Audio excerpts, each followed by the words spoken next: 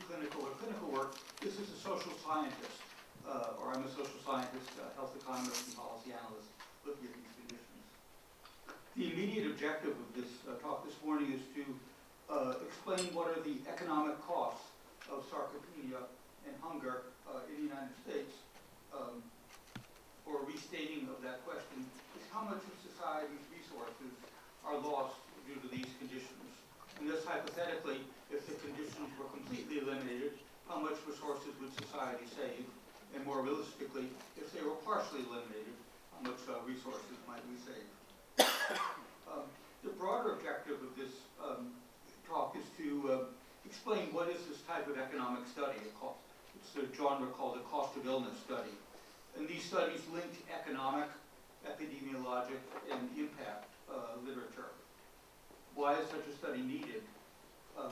All societies seek economic growth. Basic principle is that resources are scarce, and so we want to invest health resources most widely. And who needs such studies? Well, all of the stakeholders involved in health decisions, so patients, payers, all these P words, patients, payers, providers, and policymakers. The well-known economist John Keynes has pointed out that one man's expenditure is another man's income.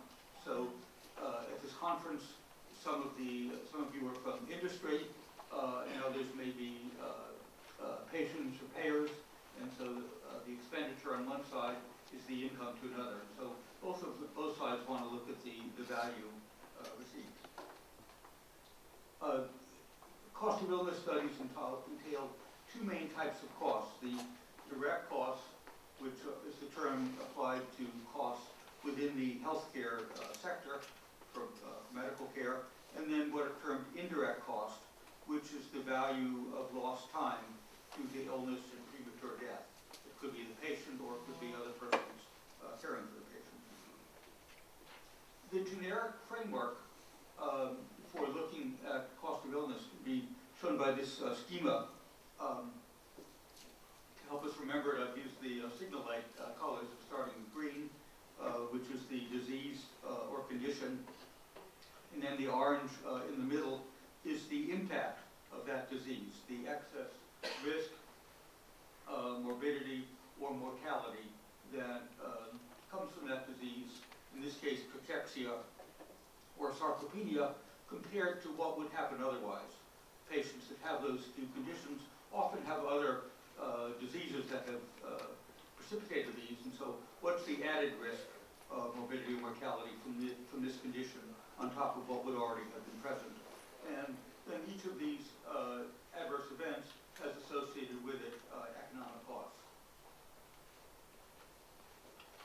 I was introduced to this area by Ronan Rubinoff and his colleagues, who's here at the conference, and through that collaboration contributed to a publication in 2004 on the healthcare costs of sarcopenia in the United States. So if one takes this green signal light framework and applies it to sarcopenia, sarcopenia could be measured through a muscle mass, skeletal mass index. The worse that index, the greater the disability, and then obviously disability is associated with economic costs. We can quantify those relations with well-known epidemiologic formulas. If we start with the prevalence of a condition like sarcopenia, and then the impact could be expressed as relative risk. And in this case, the major complication of sarcopenia for which we had data was disability. So the relative risk of disability, having sarcopenia compared to not having it. And then from that we can derive the population attributable risk, which in this case would be the share of disability that could be attributed to sarcopenia. And given by this formula, it depends on the prevalence and the relative risk of that impact. So if we apply that formula, which this publication did with data from around the year 2000, at that time the annual cost of sarcopenia in the United States was $10 billion. Healthcare at that time was about $1.1 trillion. And so the economic cost of sarcopenia would be equivalent to about 1% of national health costs, a substantial share. If we project that to 2011, in this year, health costs are projected in the United States to cost $2.5 trillion. Our health system is the most expensive of any country. If sarcopenia costs grew proportionally, they would be something like $24 million, an order of magnitude of what we might expect. $24 billion is a typo there. An order of magnitude of what we might expect currently. I'd like now to turn to the other condition. It's also a nutritional related condition, which is hunger in America. And this cover slide is from a presentation that was given in October. Both here is the Center for American Progress, which is a progressive research advocacy organization. Its chair is John Podesta. The Americans here, he was the chief of staff under President Bill Clinton, and so obviously knows his way around Washington somewhat. It's a very effective organization. It was a privilege to collaborate with. I've got a few slides that come out of a presentation done jointly with them that was presented at a press conference in October. And it was presented in the House of Representatives. The slide, the U.S. Capitol building on the left, is the office building for the House of Representatives, and Congressman Jim McGovern, Democrat from my own state of Massachusetts, opened and spoke at this press conference where hunger was discussed in the context of discussion in the U.S. Congress about the authorization for a program that used to be called food stamps, now called SNAP. So, hunger, the more technical term of food insecurity, means that if a household doesn't know where its next meal is coming from, it's termed by the Department of Agriculture, which measures this, to be food insecure. So they've measured food insecurity each year for about the last 20 years.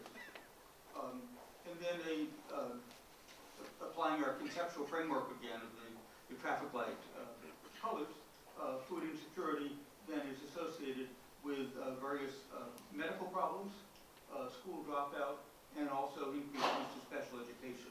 So there can be multiple impacts, not just one here. And then each of those is in turn associated with an economic cost. So some examples, and the impacts come from searching the literature, try to find the relationship between the condition one starting with and various adverse impacts.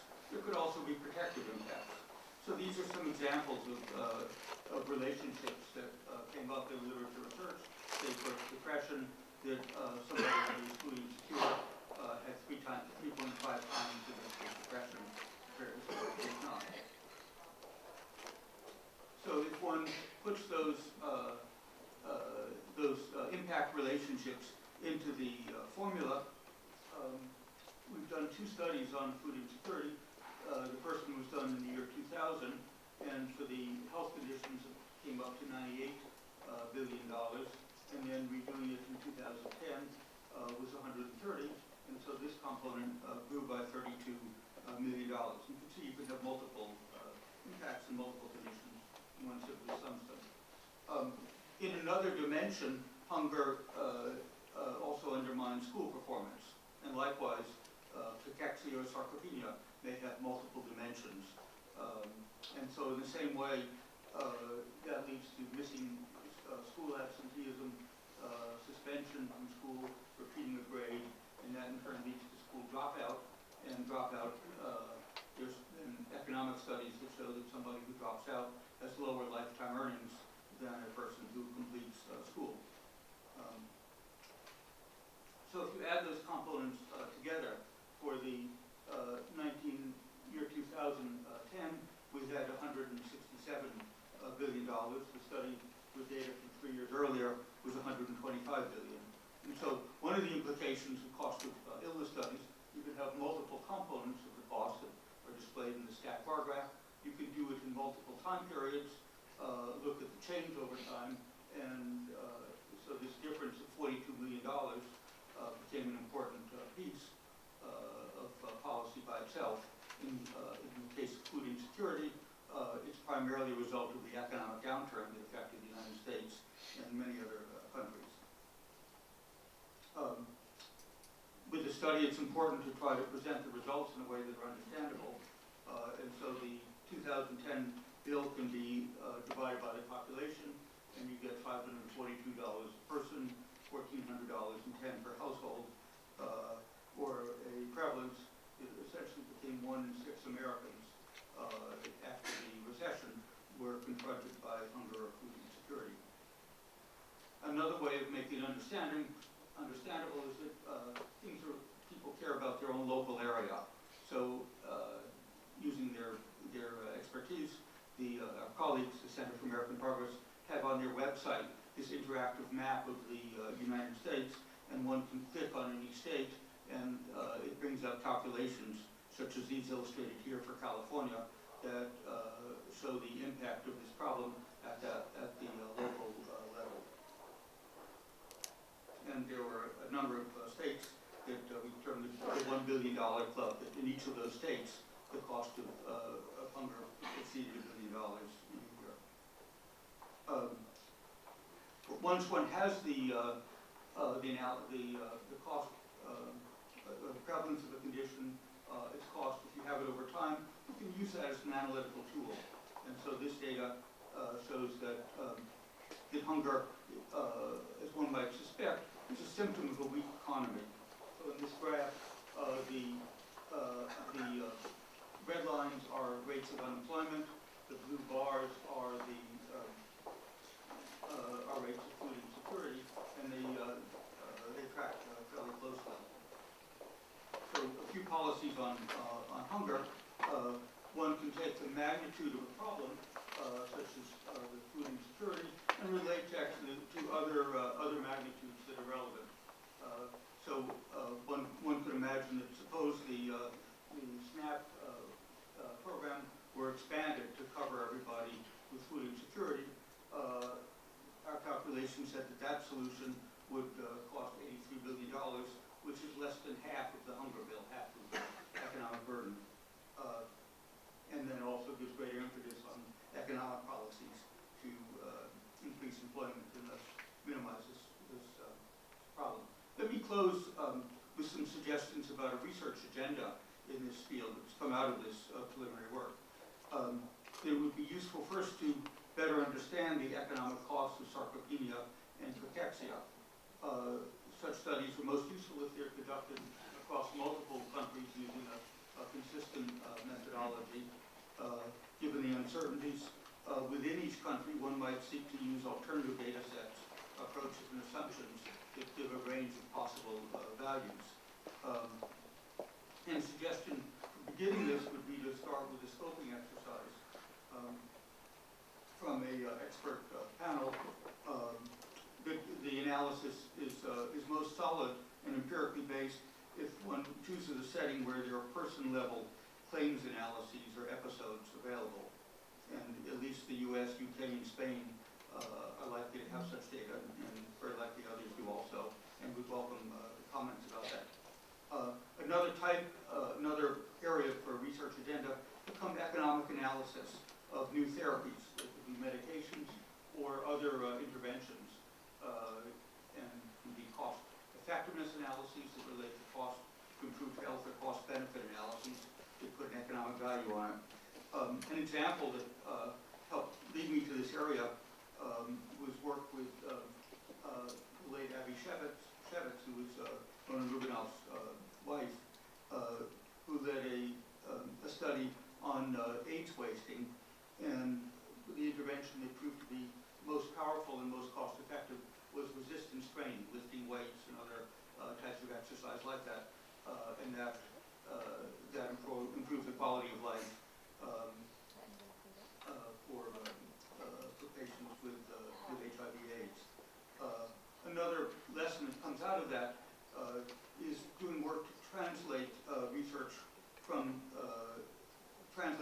research to community settings. So that study, as like many, was done in a research setting where it's expensive. We calculated the cost there. We then also extrapolated to say how the intervention could be adapted to a community setting and how it would likely be much less expensive there. So let me thank you for your attention, and here's my email address.